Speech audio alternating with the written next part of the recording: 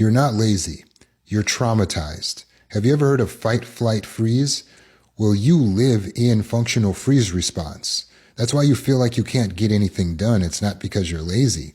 When you have CPTSD or ADHD, it can make you feel like you're broken because you just can't seem to get the thing done that you want to get done. But your brain is not trying to sabotage you. Your brain is trying to protect you.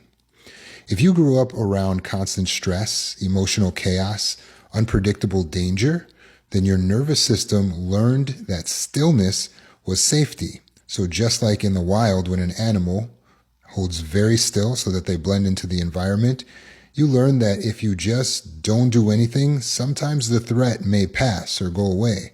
So now as an adult, when you feel overwhelmed by responsibility or stuff that you have to get done, your system doesn't get motivated to get stuff done. It shuts down and it says, hey, maybe if we just stand still. And now you find yourself in freeze response. You're distracting yourself with different things. You're dissociating. You're going off into maladaptive daydreaming. You're scrolling on social media or watching too much Netflix. But this mix of ADHD that you already struggle with has time blindness, executive function issues, emotional overload, and that with your trauma, it's starting to make tasks feel impossible. Perfectionism leads to procrastination because when you set the bar so high, you don't ever want to start. Then shame builds up. So your brain freezes even more. You scroll, you sleep, isolate, lather, rinse, repeat. Then you punish yourself because you're lazy, calling yourself names.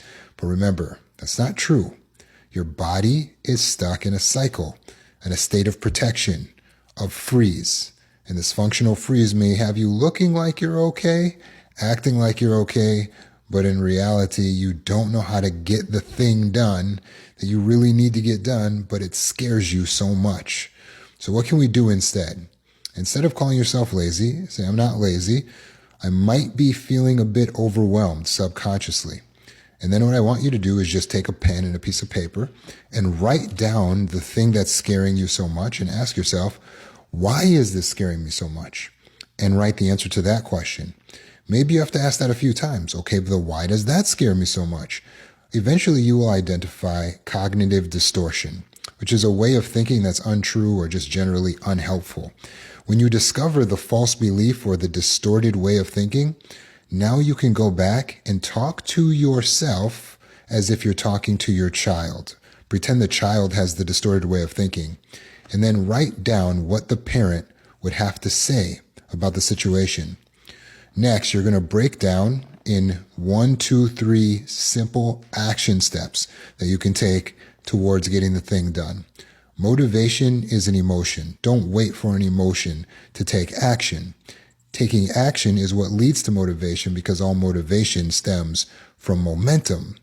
When you get momentum, taking micro actions will actually help you to start to feel like you want to do the thing that you're already doing. You're not defective. You're surviving a nervous system that's doing its best.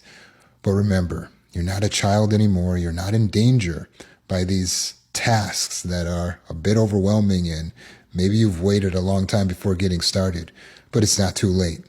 Go ahead, write down the thing that's making you afraid, break down what the cognitive distortion is, talk to yourself kindly like a good parent that encourages one, and take action steps, very small micro actions, one piece at a time, to create motivation.